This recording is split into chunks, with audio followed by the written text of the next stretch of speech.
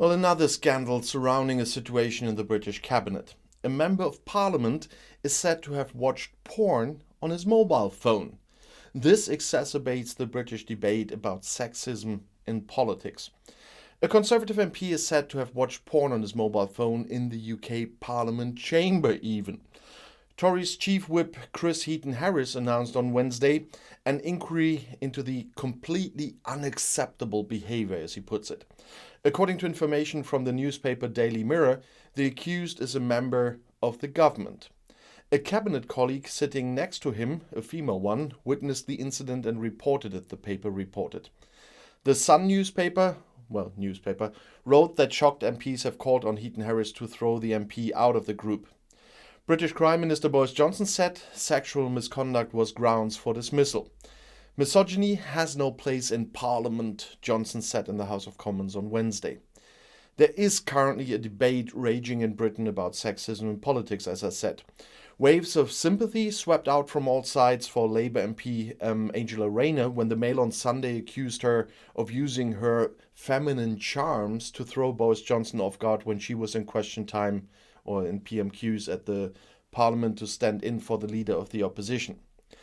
The Sunday paper had cited Conservative MPs who claimed the Labour deputy leader was trying to distract the Prime Minister, like Sharon Stone in the famous scene from the film Basic Instinct, in which the actress crosses her legs during police questioning, revealing that she wears no underwear. But they must have X-ray glasses or something. The article quoted a Tory MP as saying that Rayner knew she couldn't compete with Johnson's Oxford debating skills, but had other skills he didn't have. And she would have admitted that herself.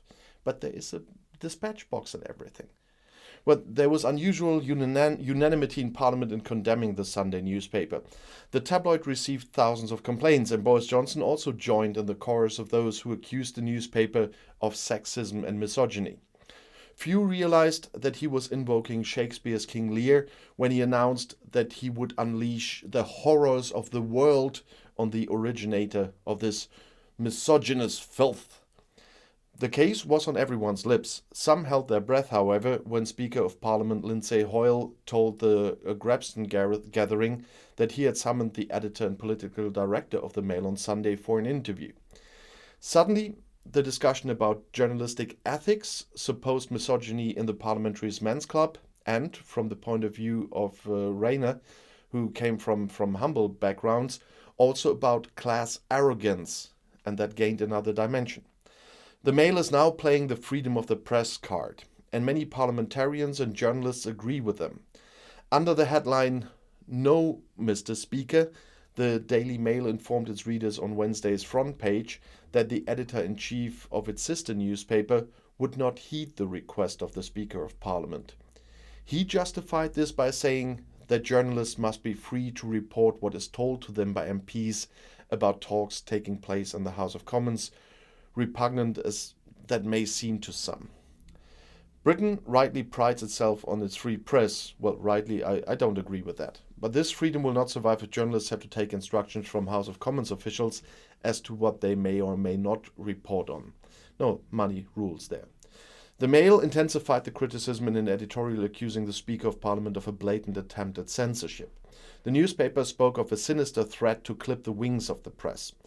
Lindsay Hoyle had taken on too much, a commentator for The Times also complained.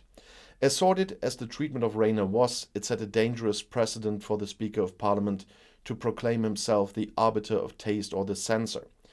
All because gender is no longer allowed to play a role, even if a woman likes her femininity, as is evidently the case with Angela Rayner. Johnson sharply criticized the anonymous statements and expressed his support for Rayner. It was also announced on Sunday that 3 members of the government and dozens of other members of Parliament had been reported to an appropriate supervisory body for alleged sexual harassment. You might have seen my video on that one. At a high-level crisis meeting on Tuesday evening, several Conservative MPs described their experiences with misogyny in Parliament, The Sun reported. A spokeswoman for Johnson has dismissed allegations that the Tories have a sexism problem. And I keep saying that it's good if you look beyond your own horizon and get information outside of your bubble. In order to improve this for all my viewers, I've changed some of my channels, and you can find out more about different areas there now. I make the videos a bit more complex, so on those channels there's only one video per week, but with the detailed and with a little bit of visualized explanations. I started this on Monday, and you can find the channels and all the release dates in the video description below this video. So please have a look at those channels. I'll see you there. Bis gleich.